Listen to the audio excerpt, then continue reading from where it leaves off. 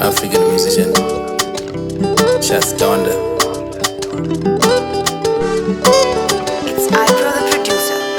Pandakakuona ndakasiwa kuti ndiwe munhu wandaitsvaka masuva ose. Pandakakuona ndakasiwa kuti ndiwe munhu wandaitsvaka masuva ose. Ndiwe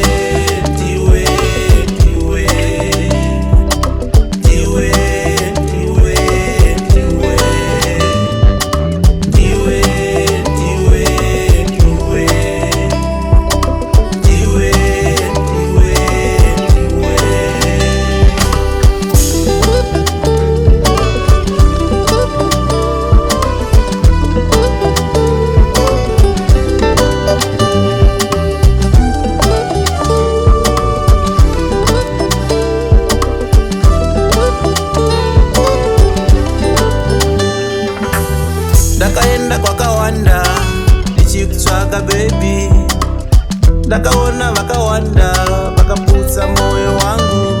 Asousona ndiwe baby, ndichagara newe. Ndiwe zvavanotaura zvina basa, nzaungaite murume ane rasta. Dai wakarohorwa napasta uchiswera mugomo wakafasta. Asousona ndiwe baby, ndichagara newe. Ndiwe